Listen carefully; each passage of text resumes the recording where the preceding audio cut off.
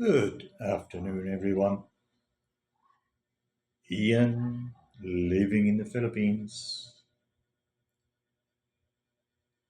So, I get asked frequently how I ended up here in the Philippines, which I've already said in a few videos before. But then I get asked, well, what did I actually do? What profession did I have to allow me to get where I am today? So, what I want to say to people out there before we start, it doesn't matter if people call you stupid. It doesn't matter if you come from a poor or middle class family. It doesn't matter if you haven't gone to university and studied. If you're lucky, luck it is with it as well. If you're lucky, being at the right time, place at the right time, and being around the right people, you can end up where I am now or somewhere else better. It's it's a bit, well, I think it's a bit lucky. Whether it's your life is destined to be like that, I don't know. Some people say your life is like a book and you're just living out what the book, how the book is written. So I'll try and make this very quick and I'll tell you a story. So once upon a time, a long time ago, maybe 55 years ago, there was a young boy and he had a speech defect. He stuttered. So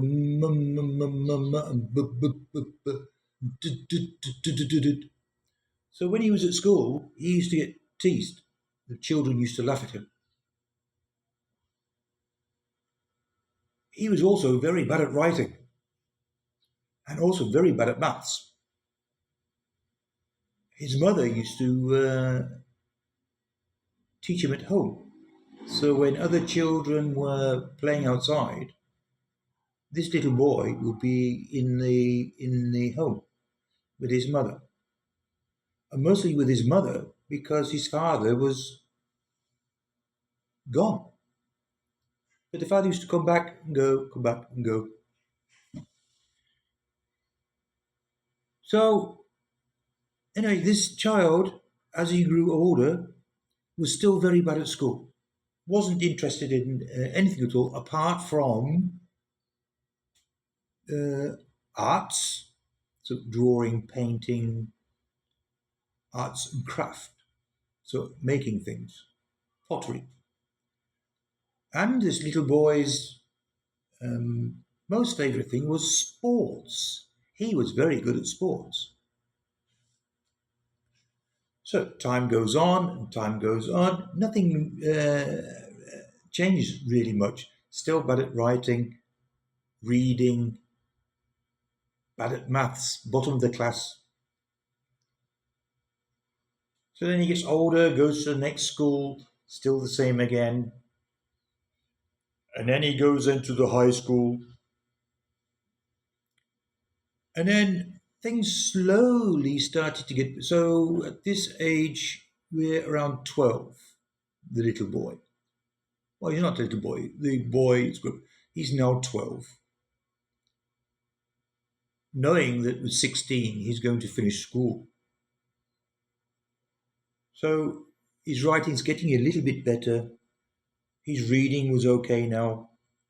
Not brilliant, but it was okay. And maths, yeah, he wasn't interested in maths, physics, general science. But what he was interested in now was technical drawing. Now, to be a technical drawing or designer, you have to have grades in grade one CSEs in maths and English, and technical drawing and one other. So, anyway, over the years, nothing really improved, and that didn't materialize. In the last grade of school, they do. I can't remember now what the name of the subject is. It's about work experience and things like that.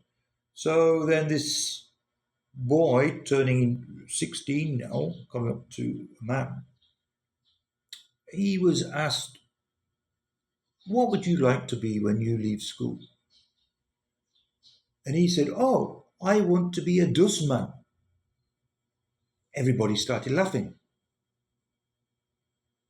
What they didn't know was that his stepfather was also a dustman.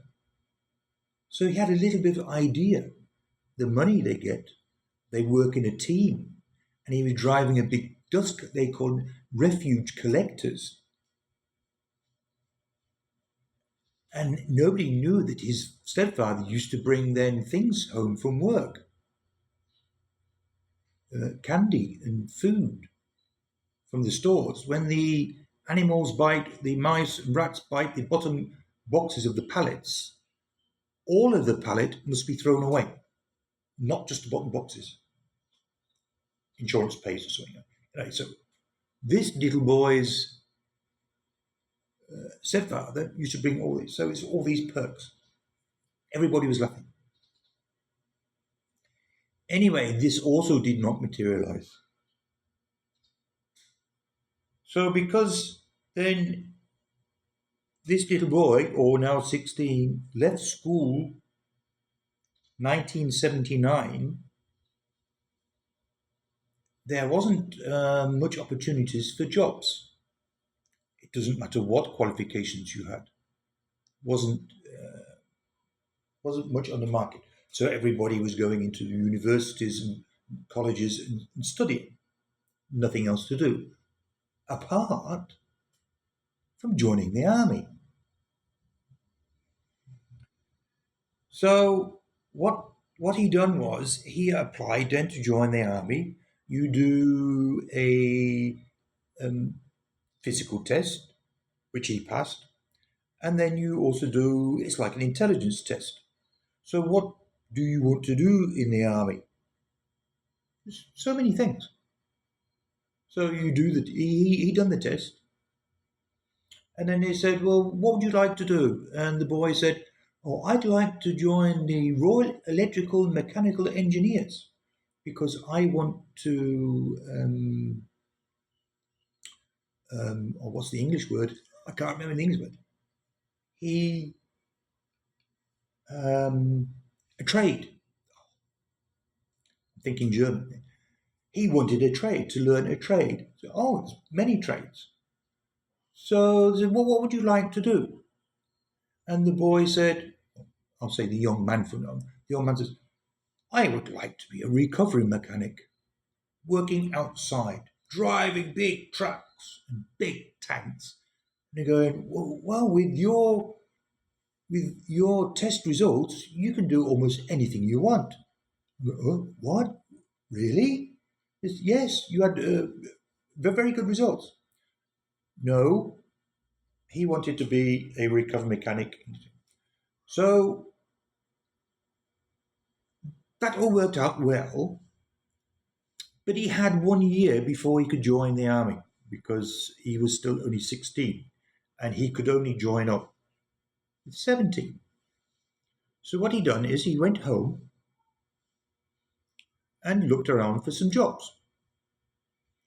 And there was a job advertised in a construction company, the big warehouse headquarters, where all the massive cranes and trucks and all the vans and all the tools and everything get repaired.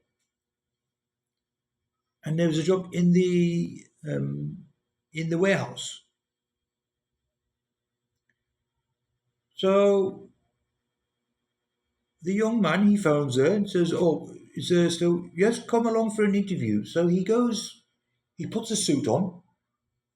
He had a suit on from his mother's wedding because his mother got married then, second time. So he had a suit from his mother's wedding. Gets on his bicycle and he rides with his bike. 20 minutes from where he lives to where this big warehouse, construction warehouse. So he goes there and goes to the office. They say, "Oh yeah, come in." So they call him into the office, and they done an interview, and they told him, "Well, we have over 100 applicants for this one job," and they said, "We'll let you know." So the young man, in his nice suit, gets back onto his bike again, and he starts riding home. Halfway home, a car stops. They look at the boy. The boy looks at the car, not knowing who they are, and they talk to him. Say, "Hey, you just had the interview, right?" And he said, "Yes." "When can you start?" This was Friday, and the boy looked, yeah, and they said, "Can you start Monday?" "Yes." So out of 100, over 100 applicants for the young man got the job. So working in a warehouse for because he told them that he was already signed up to join the army, but they took him anyway. So he had 1 year's experience of working in a warehouse in a construction company. So I could go on to what this young guy done in the warehouse, but it would just take. So so he joined the army 1 year later. Done his soldier training, done his trade training, recovery mechanic. It's as the name says, recovery. So you recover all vehicles that are broken down or bogged down on exercises and some other things. So anyway, he had 7 years experience then in the military. Then after 7 years, he left the military, where at that time he was in Germany.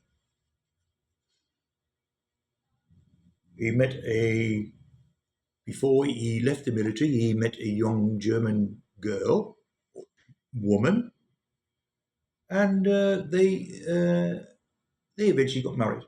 So when he left the military, he started working in a local factory in the town where they lived. In the company, so that company made metal tubes out of, um, out of different materials, all types of tubes for different things. So when you never think about it. So you see like these rails behind me. How are they made? Nobody knows until you work into a metal company. So this young man, he was very interested, and he took the first job that was going. It doesn't matter what it was, just a job, getting money in, salary.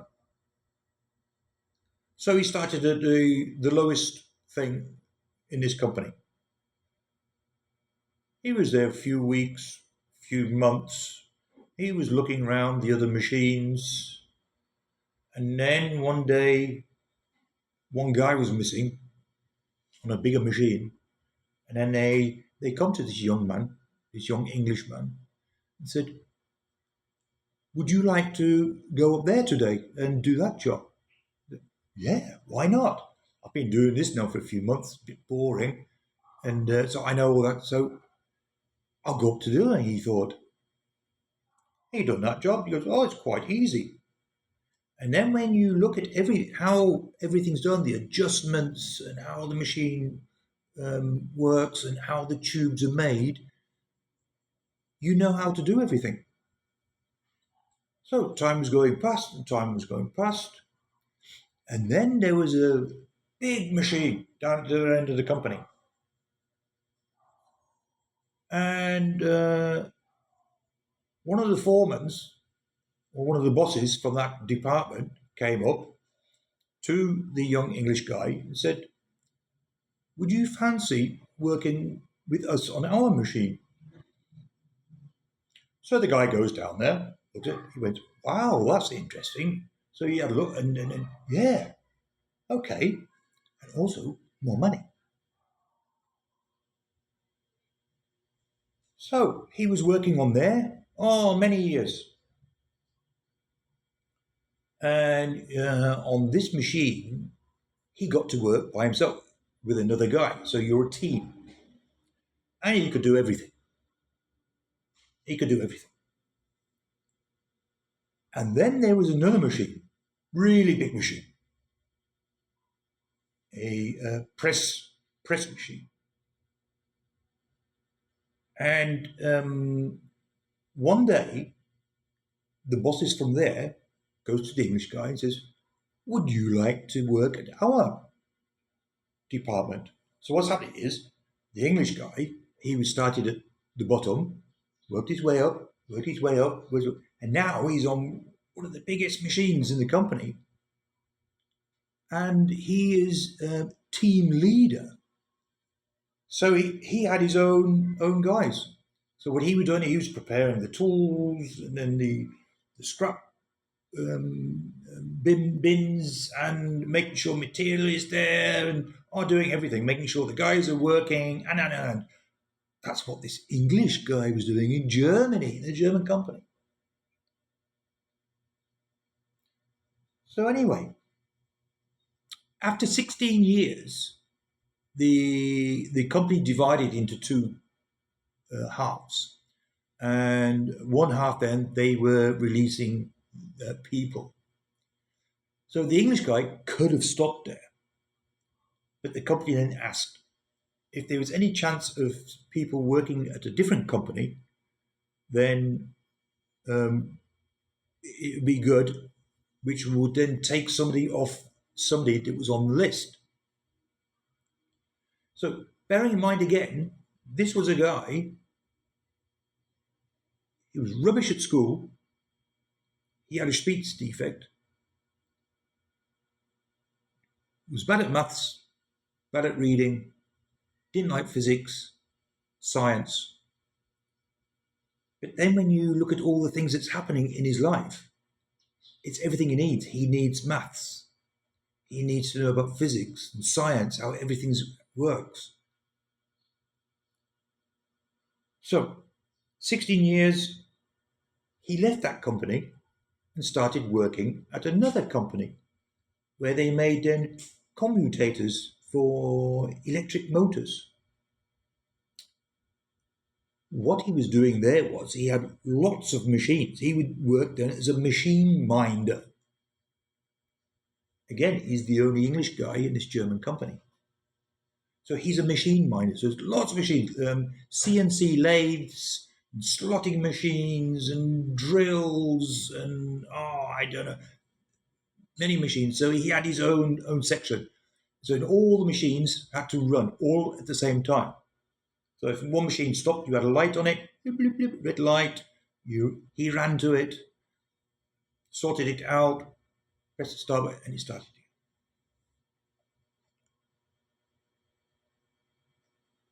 He wasn't even 2 years at the company.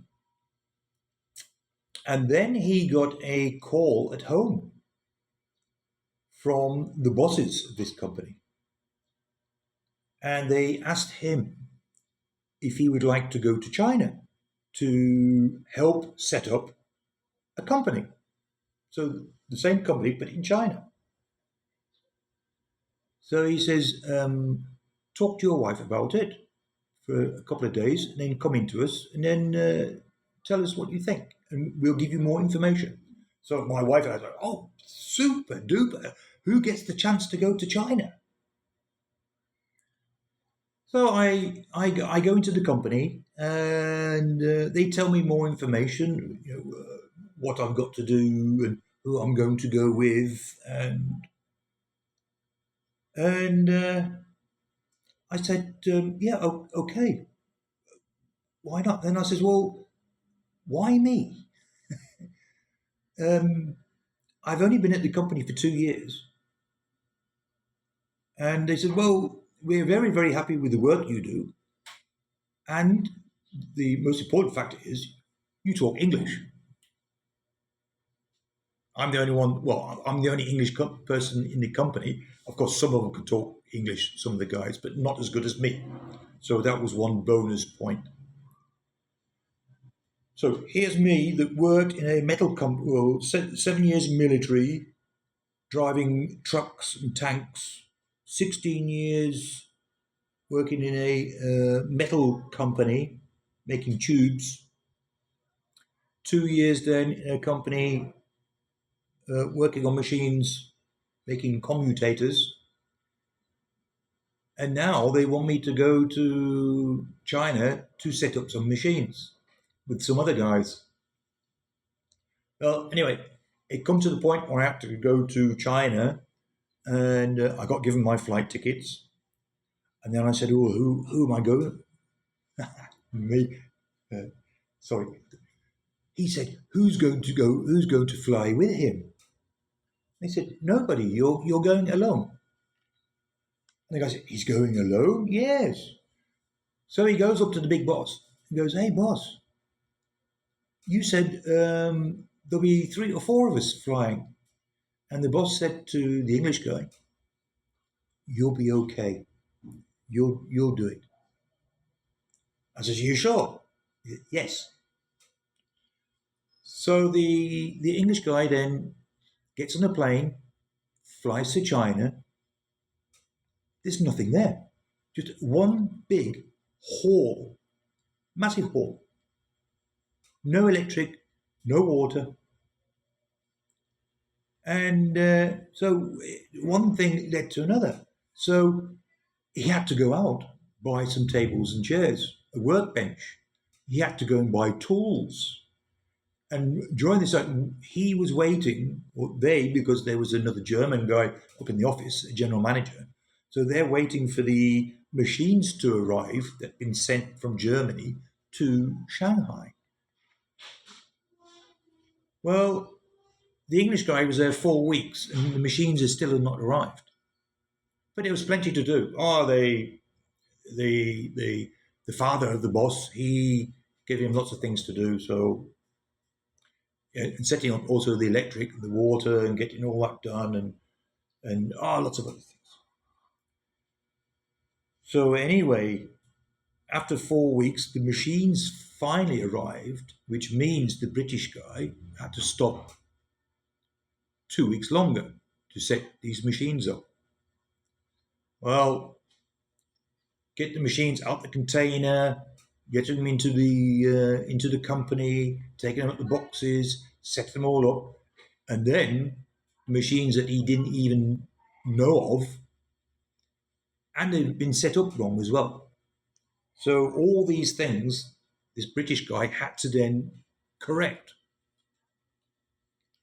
So he done it, got them all working. It was then planned that he goes back to Germany, and 2 months later we'll go back then to China to start doing some training, some Chinese guys.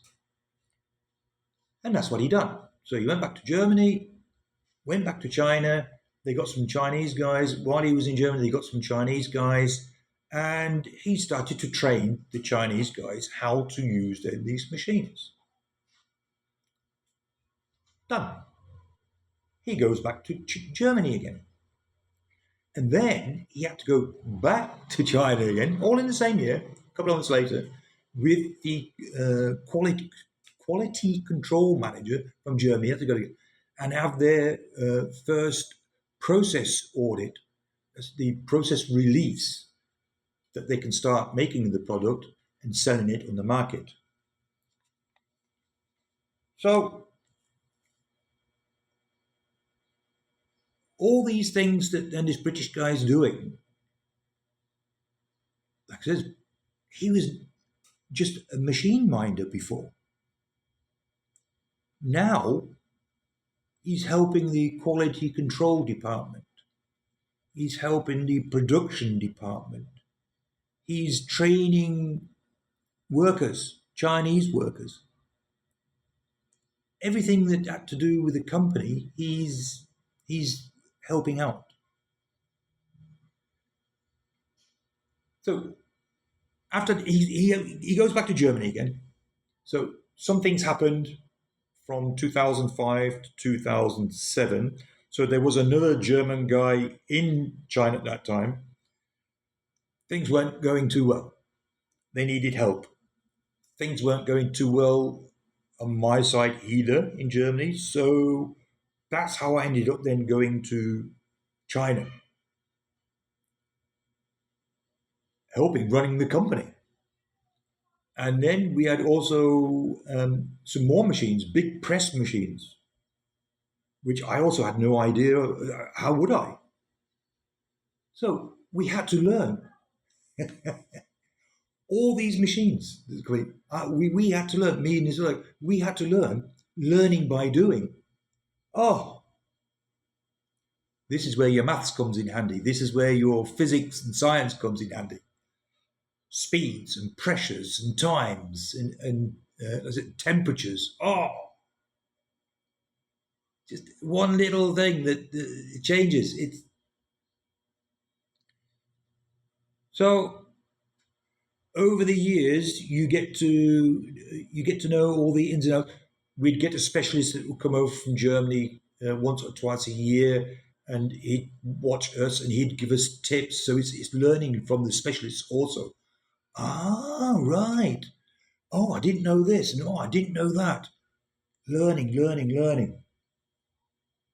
So while I was in Germany, also China, sorry, you get more salary, a lot more.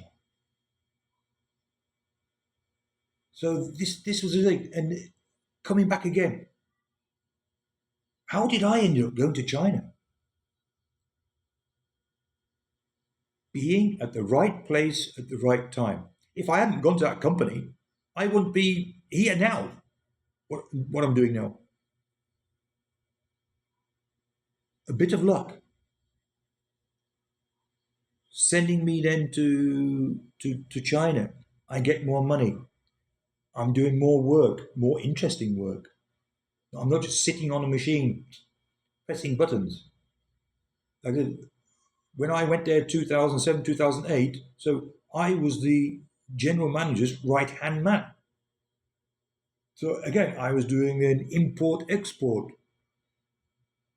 I was helping also or not the finance, the all of the production. I was helping the production manager. I was helping the engineers. I was helping the quality control department. Everything. It got to the point that the products that we were doing in China were better quality than those in Germany and Mexico, which is where we had a company also. So it got to the point was why is this British guy's well, it's not British guy, but why is the production in China doing a better job than all the other companies? So what happened was I ended up flying then from China to Germany, Germany to Mexico, Mexico to China, China to Germany, Germany, Mexico. I think you get. Oh, I've said me again. Yes, it's me. It's me. It was me all along. Oh, it was me all along. So then I took over the name as company global consultant. Sounds good, doesn't it? Wow. So what I was doing, I was going into Germany, showing them how we done our process and how they can improve their processes. So again, before I was just a small man on my line with my machines. And I'm sure some of you guys will agree with me. when you're an employer in the on the production, you're you're looked down at from the office stuff. You're the one that gets your hands dirty. You're the one that gets your clothes dirty, and the office stuff are they're slightly better than the others. It's like that in all the companies I've been to, even in the army, the officers, the NCOs, they're better than you. They think. So when I was going back to Germany from China, you get treated different. Oh, hello, Mr. Walter. Yeah, come in, come in. And so then when we have meetings, I was in, and then the big bosses said, right, listen now to what Mr. Walter has to say. And he will go out and he'll show you what to do. First they're going, oh, no, you can't do it. You can't. Wait, let me set the machines up, how we do it, and we'll see. What happened? It was better. So people are asking me, yeah, was you engineer or technician or no? None of that. It was all see, learning by doing. Either you can do it, you have interest in learning and trying to understand. Some people they can't understand. It doesn't matter. Or if you're able to understand, like I evidently was, and you sit there and right, how's it? It's got to work. Why is it not working? So troubleshooting, optimization. How can you make things better? How can I produce more the quantity? How can I increase the quantity but keep also the quality?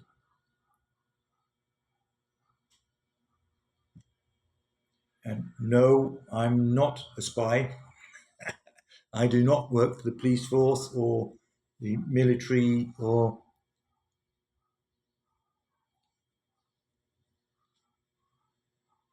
so. And again, because I was fortunate enough to be able to have gone to China, had a very good salary, met my Filipino wife very early on when I went to China, which wasn't that wasn't planned at all. I was just wanted to get on with my job. So things were happening. So met my Filipino wife. So it was clear. So I came here a few times. Right, I want to live in the Philippines. How much are the pieces of land? How much does it cost to build a house? So that was 2008, 2009. So I didn't come here till 2020. So that's 11 years. So 11 years of saving. When you have a plan, and you're right, we're going to save. So I was saving, and then something. So we have to save more. It was no problem.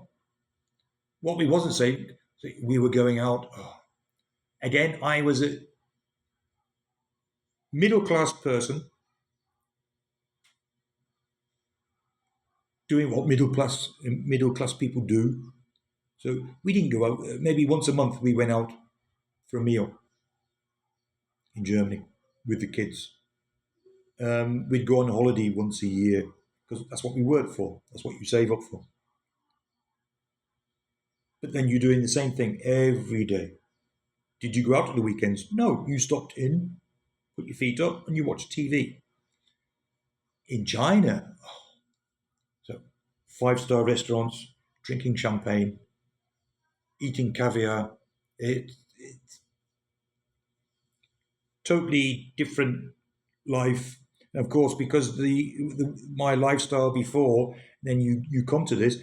And the other thing is, the people I was with, or most of them, were managers and engineers and technicians. It was only me and I think one or two other guys that were normal. So, and then yeah, it was nice to go out to these big expensive restaurants and eat really nice food and drink champagne, eat caviar. But as the time went by, that got less and less and less. And then when you know they do, or like here, you put your feet back on the ground. Life back to normal. Who am I? I'm just Ian Walter. I'm not a manager. I'm not a technician or engineer. I was just lucky to have been able to have gone to China and done that. So I've experienced that, and now I'm the normal Ian. So yeah, so like I said, we had the plan saved up, and a couple of things happened where I actually stopped work earlier than planned, but it was all sorted out, and here I am in my office in a provincial town in the Philippines. So, did I go to university? No. You get all these guys sitting in the office back in Germany. They studied for years and years and years, and still working now. So, the luck of the draw, I think. And I said, again, you can't you say it enough. Being at the right place at the right time and being with the right people.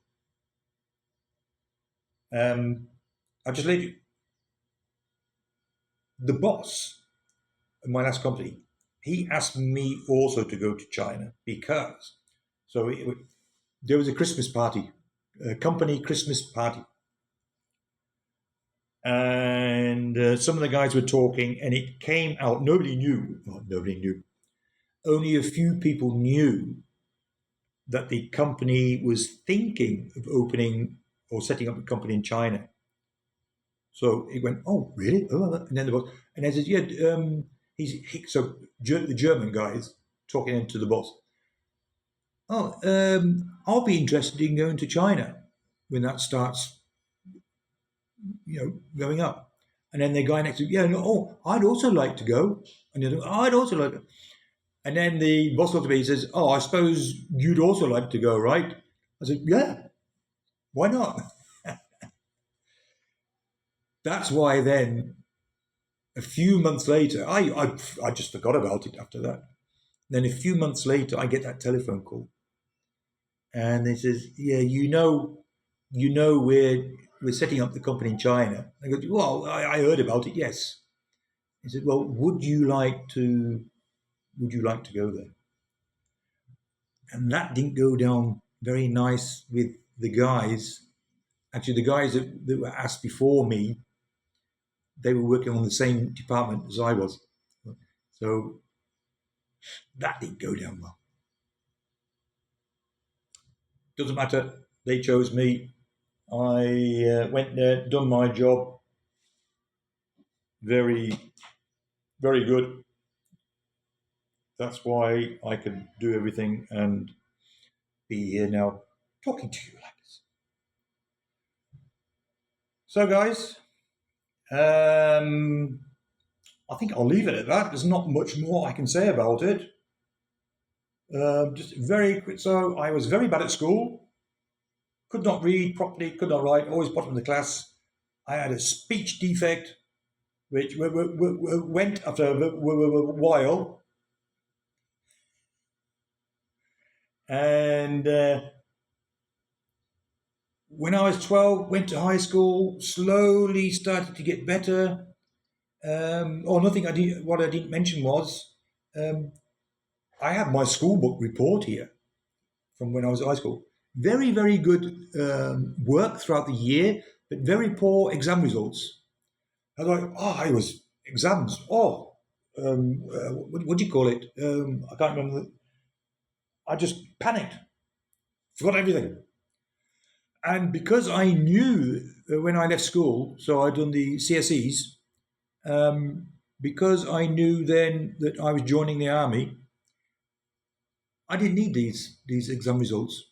I'd already done the test for the army. So I just went, done the, sat there, blah, blah, blah.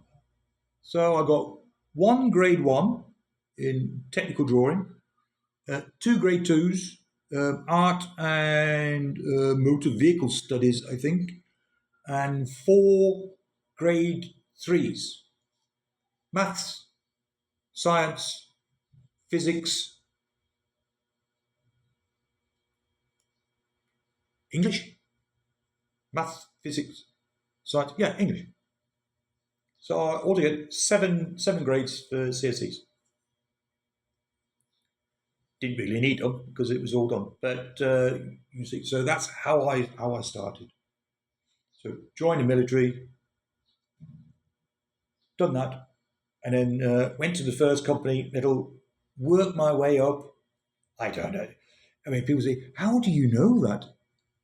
It's like I repair my own things, electric things, or if when I was living in Germany, setting up cupboards or laying carpets, wallpaper. Yeah, how do you know that? I don't. I just it just happens. It seems to work.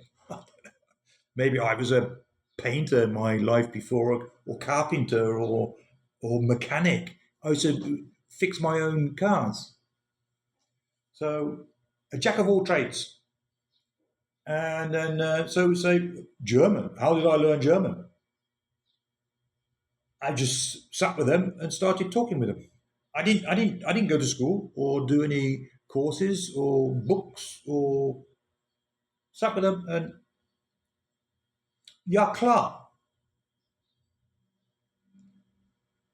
So everything just seemed to it just like they said it's as if there's a book written for your life, and it doesn't matter what you do, you just follow the pages. If it says you can do that, you do that. I don't know. Anyway, we're on to nearly the 45 minutes. I hope now this has encouraged other people that are sitting there going, "Oh, I'm a nothing." Mindset. Think positive, and being at the right place at the right time. You don't really know. I mean, you can't. It will happen. And the thing is, if you're sitting in your house or apartment or whatever doing nothing, nothing will happen. You've got to go out, mix with people, and yeah, if there's any bosses or anything, sit with them. Who knows? Like me, one day something might happen.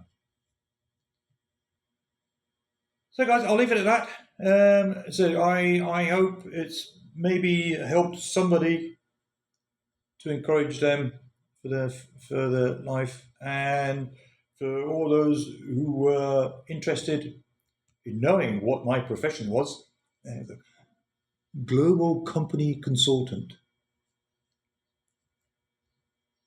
So, being in China, talking a little bit of Chinese, English, so then English, Germany, talking German, and then Mexico, talking a little bit of Spanish. I can't know much, only a little, but it's just interesting all the different cultures. So, and that as a nobody, I was lucky. So, guys, um, I'll finish. So, until my next video, I'm going to throw in this. If you thought this video was interesting and you liked it, please give me a thumbs up. If you have not subscribed, please do so, and share the video and press the notification bell. That's the black bell. I think it's the black one or red one. That notifies you when I upload my next video. So until then, guys, from Koi Ian, it's goodbye. Take care, guys, and have a good weekend. Bye now.